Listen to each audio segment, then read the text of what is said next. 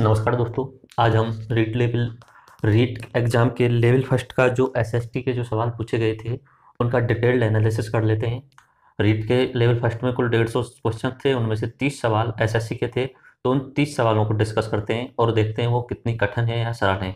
मैंने सारे सवालों को 3 कैटेगरी में बांटूंगा। एक होगी इजी, मीडियम और कठिन। तो इजी और मीडियम वाले सवाल शायद आप कर सकते हैं और कठिन वाले जो सभी के लिए ही कठिन होंगे, तो उस हिसाब से मैंने इस कैटेगरी को बनाया हुआ है। तो सबसे तो सबसे पहले हम शुरुआत करते हैं। सवाल नंबर 121। सवाल है, राजस्थान का राज्य पक्षी कौन सा है? ये सभी को पता होगा, राजस्थान का राज्य पक्षी घोड़ावन है। तो मैं 121 को, घोड़ावन वाले सवाल को इजी में रख देता हूँ। उसके बाद नेक्स्ट सवाल है क्वेश्चन नंबर 122। इसमें निम्नलिखित में से कौन सा सुमेलित है? तो यहाँ पे 4 ऑप्शन दिए हैं, 4 ऑप्शंस के आगे शहरों के नाम दिए हैं और आपको सही पहचानना था। पहला ऑप्शन है बॉम्बे नेचुरल हिस्ट्री सोसाइटी, इसका सामने दिया हुआ है नई दिल्ली, नहीं। BNHS जो है वो बॉम्बे में स्थित है, बम्बई में है, नाम से ही पता चल रहा है बम्बई में है। दूसरा है भारतीय वनस्पति सर्वेक्षण, ये कोलकाता में, ये सही है। तीसरा है भारतीय वन्यजीव संस्थान, ये देहरादून में है लेकिन इसमें कोयम्बटूर दिया हुआ है। चौथा राष्ट्रीय वनस्पति उद्यान संस्थान जो लखनऊ में है लेकिन इसमें ऑप्शन दिया हुआ है जोधपुर। तो इसका सही आंसर सुमेलित जो है बी ऑप्शन, यानी भारतीय वनस्पति सर्वेक्षण जो है वो कोलकाता में। लेकिन ये थोड़ा सा कठिन हो जाता है तो मैं इसे टफ में डाल देता हूँ। उसके बाद में 123 नंबर का सवाल है, which of the following is not source of the renewable energy? निम्नलिखित में से कौन सा नवीनीकरण ऊर्जा का स्रोत नहीं है? ऊर्जा दो प्रकार की होती है, एक होती है नवीनीकरण, एक होती है गैर नवीनीकरण। गैर नवीनीकरण ऐसी ऊर्जा जिसको दोबारा से नहीं बनाया जा सकता, यानी एक बार यूज में ले लिया तो वो खत्म हो जाएगी। जैसे कि आप पेट्रोल यूज करते हो, यूज कर लिया गाड़ी में तो वो पूरा धुआं के रूप में खत्म हो गया। डीजल, इन्हें बोला जाता है फॉसिल फ्यूल यानी जीवाश्म ईंधन। जो पेट्रोल, डीजल, केरोसिन और आप लकड़ी वगैरह जो यूज करते हो, इन सभी को बोला जाता है जीवाश्म ईंधन। तो जीवाश्म ईंधन जो होता है वो गैर नवीनीकरण होता है। बाकी सौर ऊर्जा, जल विद्युत ऊर्जा और पवन ऊर्जा, ये तीनों ही नवीनीकरण ऊर्जा के स्रोत हैं। यानी हवा कभी खत्म नहीं होगी, हवा चलती रहेगी। हवा के जो पंखे बने हुए हैं पवन स्रोत, पवन ऊर्जा के, उनसे आप बिजली बना सकते हैं। सौर ऊर्जा, सूर्य की रोशनी कभी खत्म नहीं होने वाले, अगले आने वाले 5 अरब साल तक तो बिल्कुल खत्म नहीं होने वाली है। तो ये नवीनीकरण ऊर्जा है। और जो खत्म हो जाती है समय के साथ में उसे गैर नवीनीकरण बोला जाएगा। तो जीवाश्म ईंधन, कोयला, पेट्रोल, डीजल, लकड़ी, ये सभी जो होंगे वो गैर नवीनीकरण होंगे। तो निम्नलिखित में से कौन सा नवीनीकरण ऊर्जा का स्रोत नहीं है? जल विद्युत नवीनीकरण का स्रोत है, सौर ऊर्जा नवीनीकरण का स्रोत है, पवन ऊर्जा नवीनीकरण का स्रोत है, जीवाश्म ईंधन नवीनीकरण का स्रोत नहीं है। ये आसान है, अगर थोड़ा बहुत भी आपको पता है ऊर्जा के बारे में तो ये सवाल आपको सॉल्व करना चाहिए। उसके बाद में अगला सवाल है, परितंत्र शब्द का गठन किसने किया? तो हैकल जी थे, उन्होंने परितंत्र शब्द कॉइंड किया था पहली बार। तो ये भी आपने पढ़ा होगा अगर इकोसिस्टम के शुरुआत में ही। भारत में सर्वाधिक वर्षा वाला स्थान कौन सा है? सभी लोग जानते हैं, मेघालय में मौसिनराम। ये आसान है, ये आपको करना चाहिए था। इससे पहले जो मौसिनराम से पहले मेघालय में एक चेरापूंजी नामक स्थान था, वहां पे सर्वाधिक वर्षा होती थी, लेकिन अभी चेंज हो गया है तो मौसिनराम में सबसे ज्यादा वर्षा होती है। उसके बाद नेक्स्ट सवाल है 126वां, पर्यावरण के जैविक घटक में शामिल हैं। तो इसमें ऑप्शन दिए हुए हैं भूमि, वायु, जल और पौधा। तो देखो, पर्यावरण के दो तरीके के घटक होते हैं, एक होता है जैविक और एक होता है अजैविक। जैविक यानी जिसमें जीव आत्मा हो, एक तरीके से जो श्वसन प्रक्रिया करता हो, जो वृद्धि करता होगा। और एक अजैविक जिनमें श्वसन प्रक्रिया ना हो और वृद्धि ना हो। तो इसमें ऑप्शन से ही देख के बहुत आसानी से लगा सकते हो, अजैविक जिसमें श्वसन नहीं है और वृद्धि नहीं है। भूमि में कोई श्वसन वृद्धि नहीं होती, वायु में कोई श्वसन वृद्धि नहीं, जल में कोई श्वसन और वृद्धि नहीं है। तो इसका जो आंसर हो जाएगा वो हो जाएगा सी, यानी पौधे। पौधे जो हैं वो जैविक प्रक्रम है, जैविक घटक हैं पर्यावरण के। उसके बाद में मीनामाटा रोग का संबंध निम्नलिखित में से किससे है? मीनामाटा जो है वो एक बीमारी है जो अगर कहीं पे भी पारा यानी मरकरी जो है, Hg जिसे बोला जाता है, उसका प्रदूषण फैल जाता है तो उसके कारण मीनामाटा प्रदूषण होता है, मीनामाटा रोग होता है। तो इसे मैं मीडियम में डालता हूँ, Hg यानी पारा या मरकरी।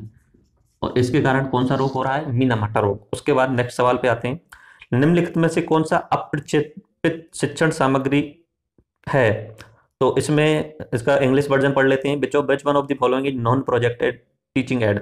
तो जिसमें प्रोजेक्शन ना यूज किया जाए वो कौन सी है? तो निश्चित सी बात है, फिल्म स्ट्रिप में प्रोजेक्शन लगाया जाता है और ये जो एपीडी स्कोप है इसमें भी प्रोजेक्शन लगाया जाता है और स्लाइड पे भी प्रोजेक्शन लगाया जाता है। सिर्फ चार्ट चार्ट जो होता है उसमें कोई प्रोजेक्शन या प्रोजेक्टर नहीं लगाया जाता है। तो इसका आंसर होगा 128 का बी। ये आसान है, आपको बहुत आसानी से, आपने पढ़ा भी नहीं है फिर भी आप ऑप्शन देख के कर सकते हो। चार्ट में प्रोजेक्टर की कोई जरूरत नहीं होती।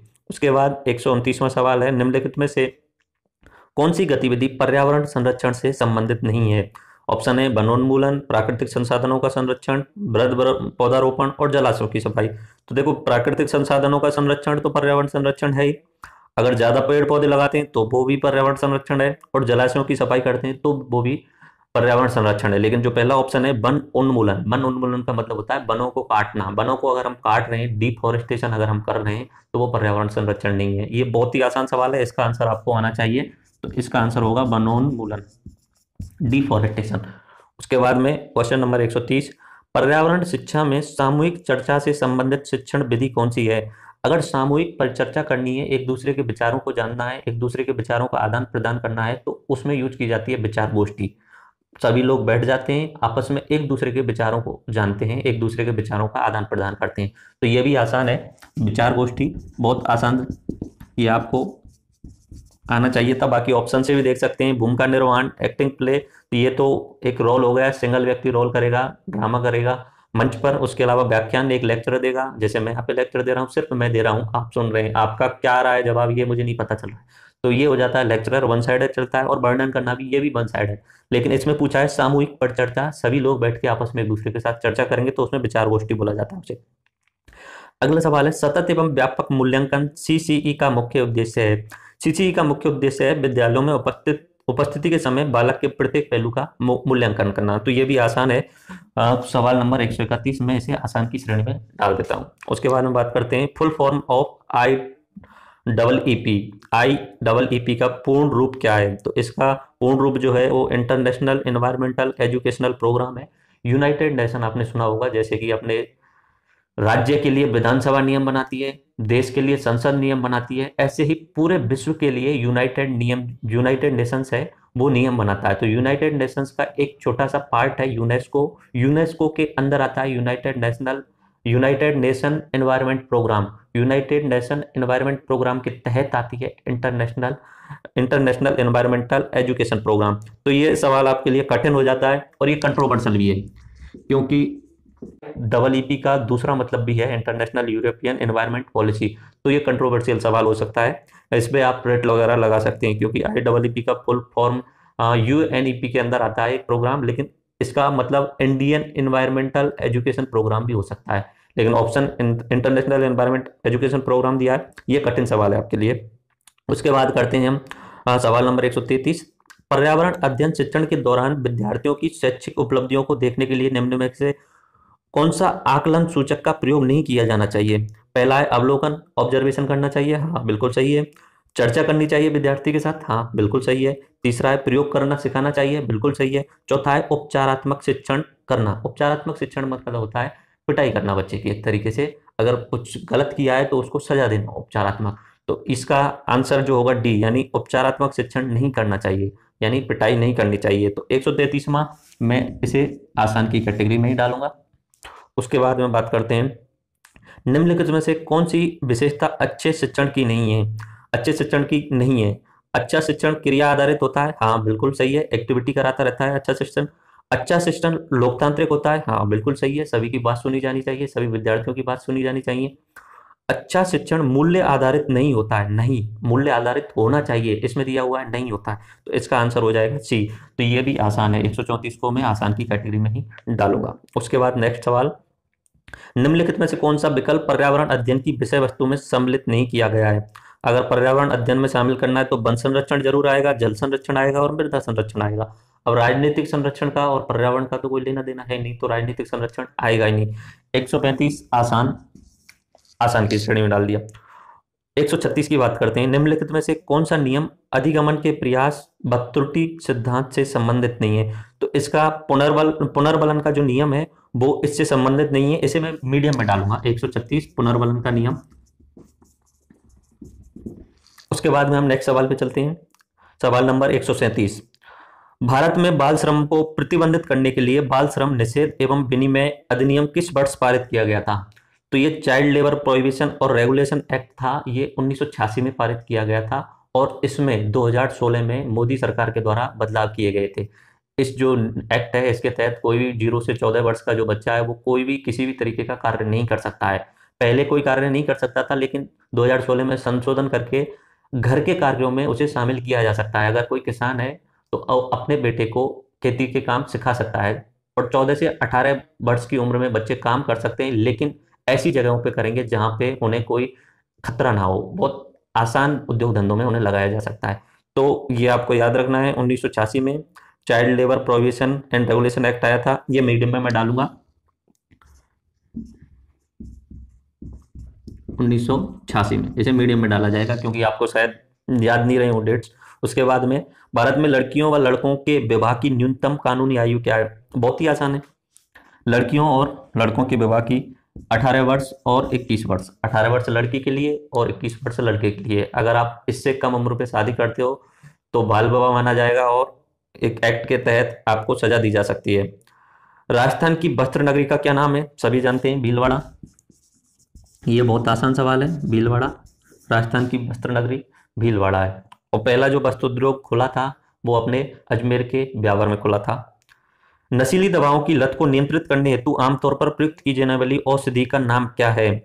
तो इसमें कोकीन तो खुद नशीली दवा है, फॉलिक अम्ल भी नशीली दवा है, एस्कॉर्बिक अम्ल भी नशीली दवा है, पेडिथिन जो है वो इस चीज में उपयोग की जाती है नशीली दवाओं की लत को नियंत्रित करने के लिए। ये आपके लिए बहुत कठिन हो सकता है तो मैं इसे हार्ड में डालूंगा। तो पेडिथिन जो है, याद रखना है जो हार्ड और मीडियम वाले हैं ये सभी के लिए हार्ड ही रहेंगे। इजी वाले तो सबको आने ही चाहिए। हार्ड मीडियम हो सकता है कि मीडियम वाले कुछ बच्चे कर दें, हार्ड तो सभी के लिए बहुत ज्यादा टफ होंगे। तो अपनी जो आप कट ऑफ निकालो तो उनके हिसाब से निकाल लेना कितने हार्ड आ रहे हैं और कितने मीडियम आ रहे हैं।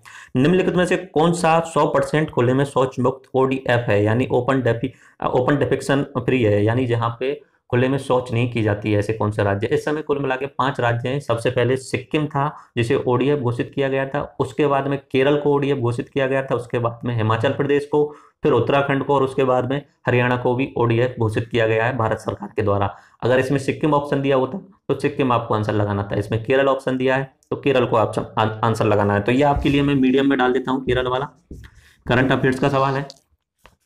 अब सवाल 142 पे आ जाते हैं। राजस्थान के राज्यसभा सांसदों की कुल कितनी संख्या है? बहुत ही आसान है, राज्यसभा के जो MP हैं वो हैं 10 और लोकसभा के जो MP हैं वो 25। ये सभी को पता होना चाहिए, राज्यसभा वाला ये बहुत ज्यादा आसान सवाल है।